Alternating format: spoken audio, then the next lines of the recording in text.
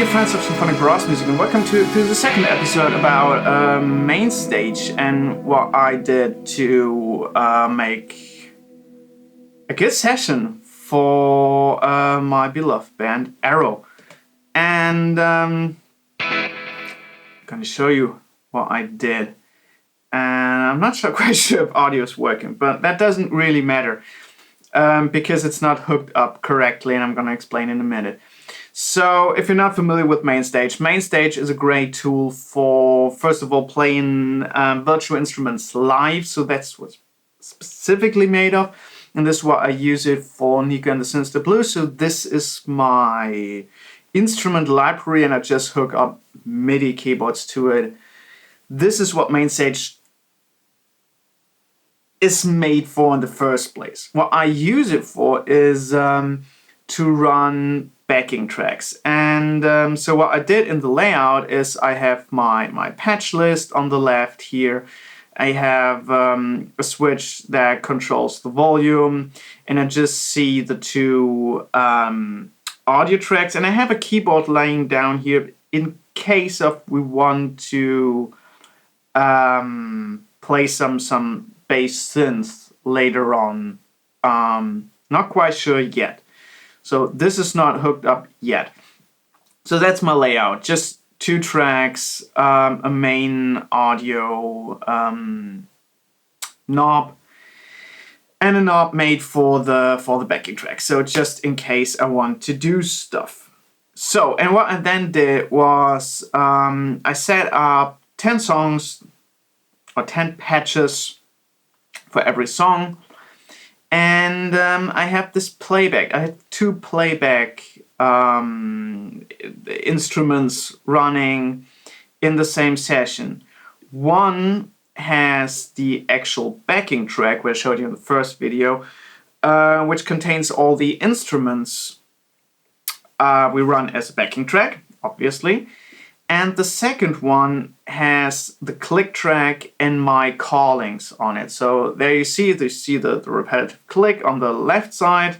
The upper one is the left side, the down one is the right side. And you see me saying the name of the song in 1, 2, 3, 4 on the right hand side. So these will eventually not go to 1, 2, but to 3 and 4, to output 3 and 4, and goes directly to the drummer's mixer, where he decides the volume from what he gets from the mixer as a monitor and the click track. I hope you get what I mean. So he has a little mixer left next to him, where he gets a stereo signal back from the front of house or the monitor mixer with everything on it, like vocals, guitars, his own drums, blah blah blah blah blah, backing tracks. And on a separate input, 3 and 4, he gets the click track. So he can decide, I want to have more click, I want to have less click, and so on and so forth. Because he's the only one keeping the band in time.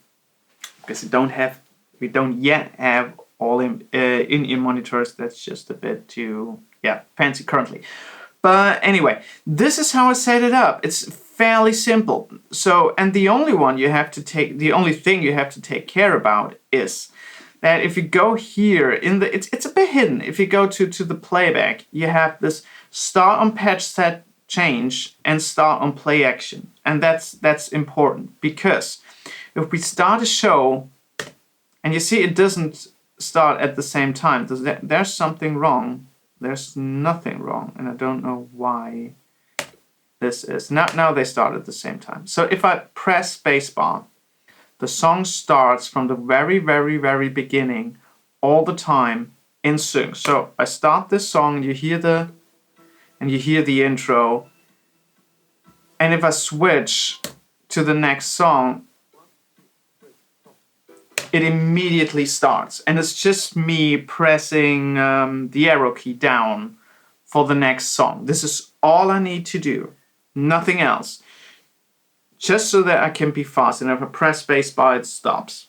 So the band fucks up, I can press stop. If you're doing this from Logic, you can actually put in markers and you can actually synchronize your playback with Mainstage. I don't have Logic, so I can't do that. I saw some tutorials on the internet which showed that, which seems to be pretty awesome, but I have to do the workaround coming from Pro Tools, and not gonna buy Logic just for that sake. So this is how I did it. The metronome actually is not on. I could delete that if it would allow me. I just don't know why I'm not allowed to delete the metronome. It's not on. It's off. Yeah, that's my fairly simple setup for Mainstage for live, because I want to have it simple. I hope you got that.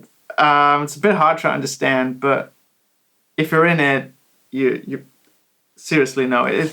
It's been a bit frustrating, but as soon as I understood how Mainstage is working, it took me like 2 hours or something to export everything and import everything again and have it all running. So if you got it running once, it's fairly simple and really, really nice to handle. I'm gonna do another tutorial about how I set up for Nico and the Sinister Blues, but he's not playing live yet. There's just two songs in the making, so there's a bit of stuff coming out. Keep your eyes peeled for that, because great music. And also keep your eyes open for the new Arrow single coming out on the 26th of April. So in about 2 weeks' time. Thanks very much for watching. See you soon, and bye-bye.